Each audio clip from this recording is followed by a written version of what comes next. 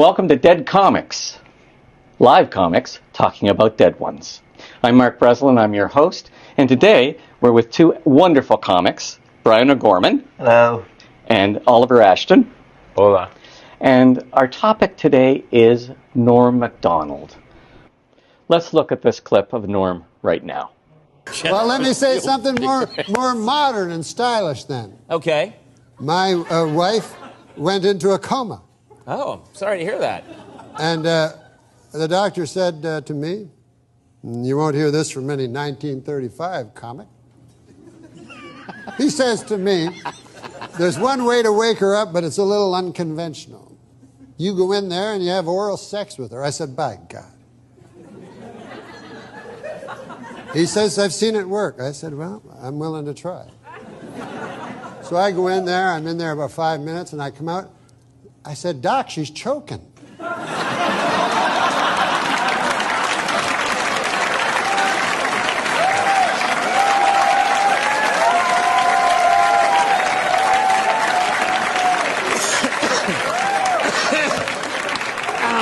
But that's modern medicine for you. That's modern medicine. We're going to take a break. I'm going to find out what's happening here. That's modern.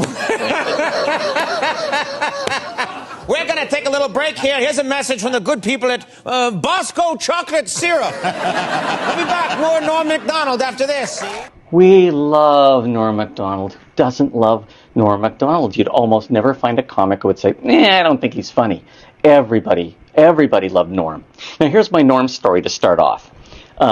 It's Ottawa, sometime in the mid-'80s, and probably late 80s actually. And Norm is from Ottawa and goes and does a set on Amateur Night in the Ottawa Club. He does very well. But on the way out, he says to the manager, Howie Wagman, well, you won't see me again.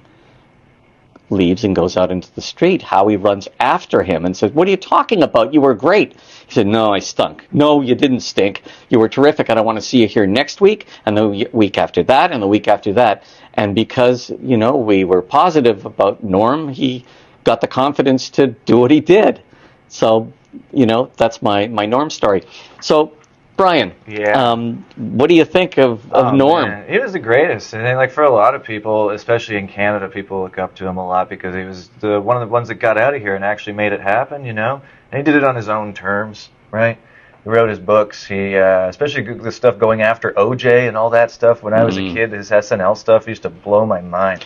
Best line on the OJ thing, he looked right in the camera and said, this just in, murder is now legal in California. Yeah. And that's what probably got him bounced from the show. Yeah, right. It was the guy that was friends with OJ. Don Ohlmeyer. And Ohlmeyer took over from Lorne Michaels when NBC stupidly fired him for a couple of years, thinking that they could do better with some network suit.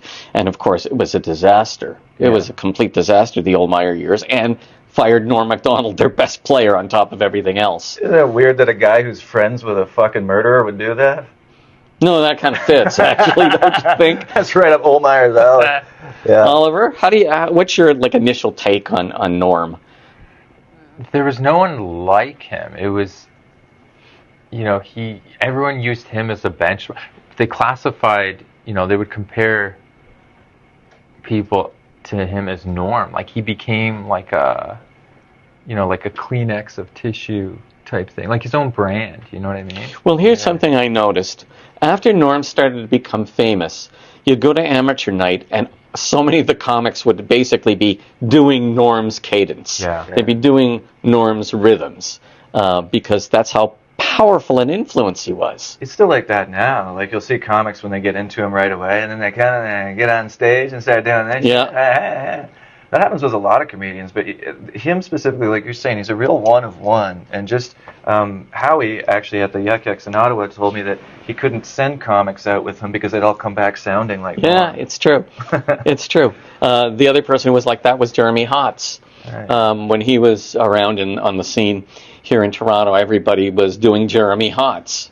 Really? So Attell's been like that. Attell's been like that. Yeah. Yes, there's been a lot of people like that. But Norm seems to be the one that like has the most resonance of anybody. And I think it's the writing too. You know, there's such depth to it. The performance is so great. But he was obviously such an intelligent man and had legitimate care for humanity and was a sensitive soul in a lot of ways and not afraid to show it. But then at the same time, he was biting. Like, you know, when you see that, the roast battle, or so not the roast battle, when they do the roast of Bob Saget, Yeah. like he was there. Man.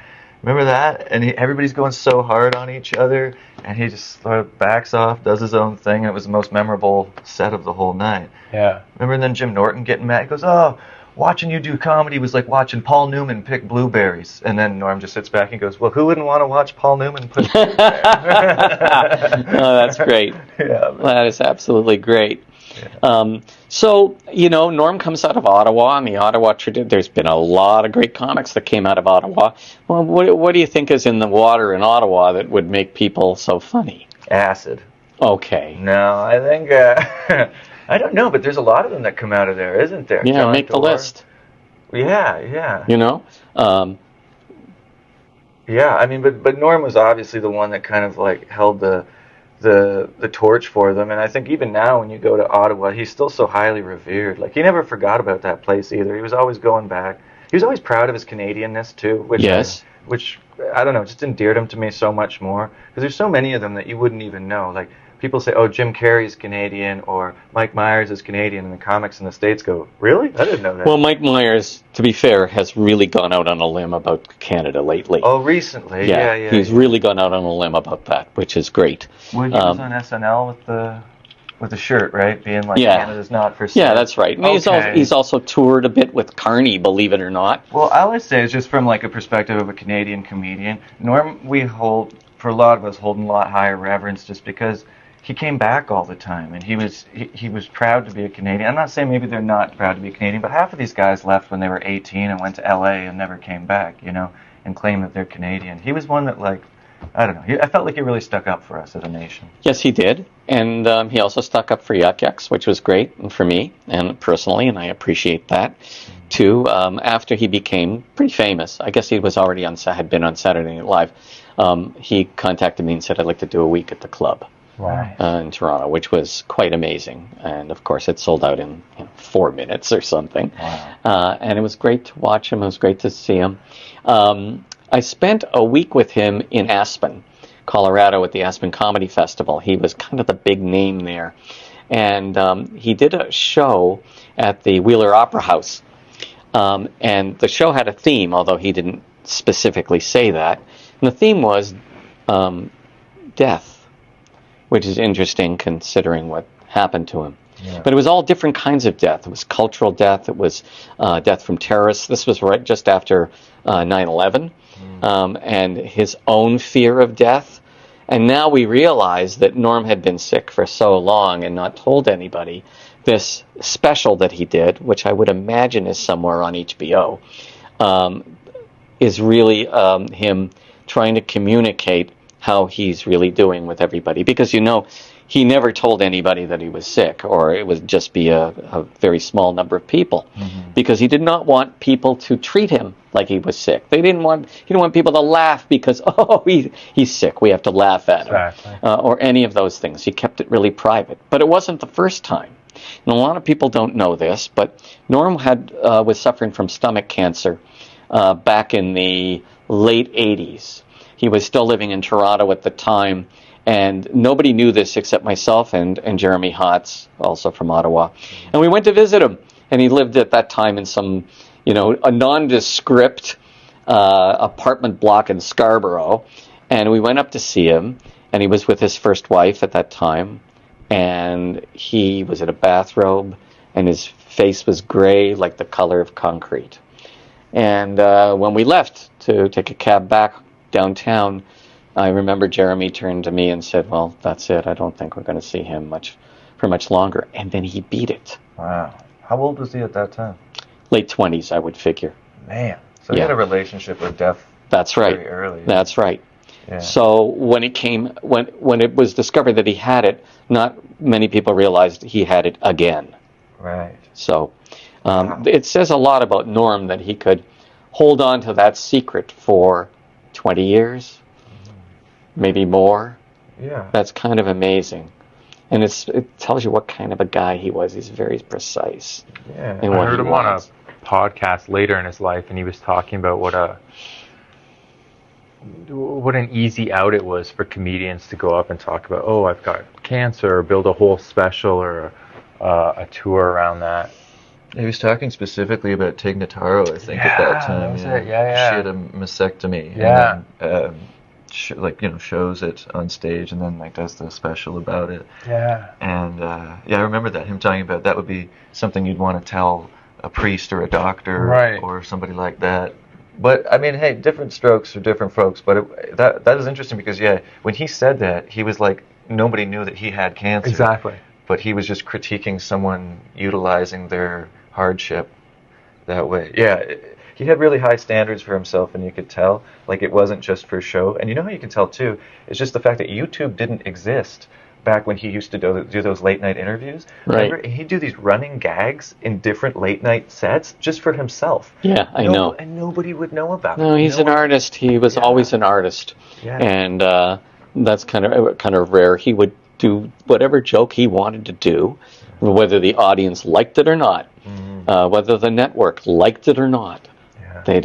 He didn't care. He wanted to get the stuff out. Yeah. Do you remember I guess it was the last special he did, which was just in his home? Was it during COVID? Yeah. It was just to himself talking to camera. Oh, wow. Do you remember this? Yeah, Brian? it's on Netflix. Okay, do you want to talk about it? I mean, I think it was the last bit of material he had before he probably knew he wasn't going to make it that much longer. So I think he just wanted to get it out. Wow. And it's him sitting at home, and he's recording himself, and he's doing material that's not out yet, and everything. And it's just, there's no audience, no nothing. But I think that's, I remember you telling me this very early in my career, is most good comedians have a real burning need to communicate, just have to get stuff out of them. And that's how I feel, that's how a lot of people I know feel, just these ideas that just you can't, and I think that was him doing that. That was even in his darkest moments in a corner, he's still creating, he's still doing what he does. That's who he is. What's that movie, Quills or whatever, where they take the Marquis de Sade. Yes, they put him they take away all his pens and he can't write and he can't do anything, so he starts just literally writing with his own shit on the walls and stuff. You can't stop this. It's who he is. And that's what I see when I see Norm, I get a big old comedy boner for the guy.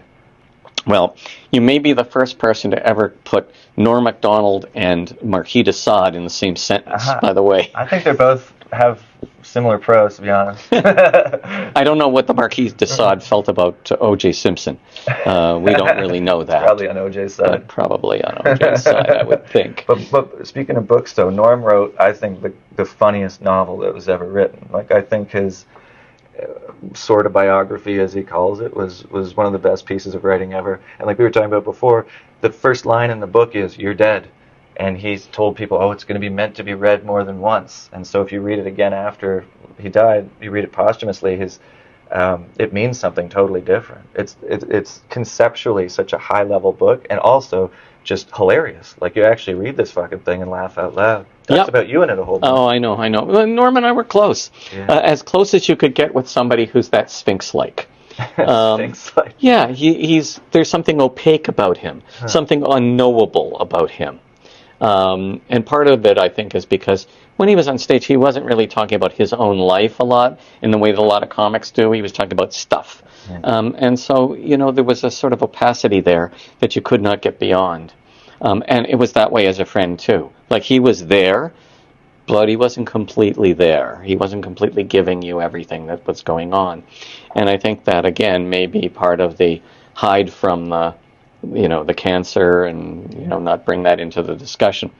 But here's, Norm, of course, I'll bring this up. Norm was an enormous gambler, and we know that. He went through a small fortune, which he lost because he was gambling, and I feel kind of responsible for that. What? Well, you see, Three times over, according to that. Sorry? 3 times over. Yeah. Yeah. Well, I feel responsible because, and I know I'm not really, but I feel responsible because we used to do these Yuk Yuk's Las Vegas junkets. Yeah. And 10 or 12 comics, we'd all go down to Vegas, and we'd gamble, we'd go see shows, we'd lie around the pool. So Norm had never been to Vegas, and Norm had never been in a casino before. So we take Norm down, and this would have been in the beginning of his career. He's one of the 12 of us. And, well, he stopped before he checked in to play a game of blackjack. As you do. And we never saw him again until the plane left, and it turns out he'd never even checked into the hotel. He stayed up for 3 nights straight gambling, and that's where he got his taste of it, I guess. So I feel vaguely responsible for this, although I'm sure he would have discovered it in some other way. Oh, yeah, he was gambling on everything, I think. He was a sports guy and a card player and the whole nine. Yeah, like Oliver's saying in the book, he talks about he went broke 3 times. And one of the times he lost like 60 grand. He had like 10 grand left, so he just threw it in the river because he's like, I don't want to have some of it left, kind of thing. Yeah. Like you say, a real artist, man. A real artist. Yeah, he's not messing around. Well, going back to that opacity of his, like when he had a show with Adam Egget, and he would make the guests read the jokes off the cards. His podcast. Yeah. Just that distance. He never once admitted or told who wrote the jokes, and everyone always wanted to know, right? And he always hid behind that. He would always defer.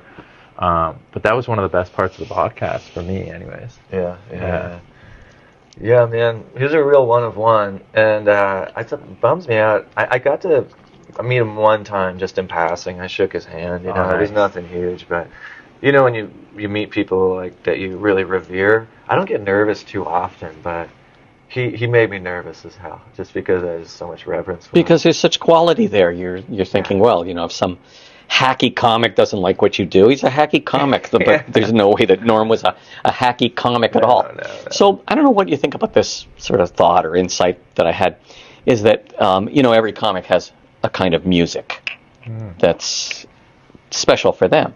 Yeah. So Norm to me always sounded like an old man in a young man's body. Yeah. And you could almost visualize him sitting around like a Cracker Barrel in an old, an old-time photo, talking about stuff that's happening. Whoa, I'm talking about, and you can see all these old guys all going, yeah. And I thought that was something that was kind of special about him. Yeah, he talked about that a bit, about as he was growing up, spending a lot of time with older people, like in Ottawa on the farm. That's interesting. Yeah.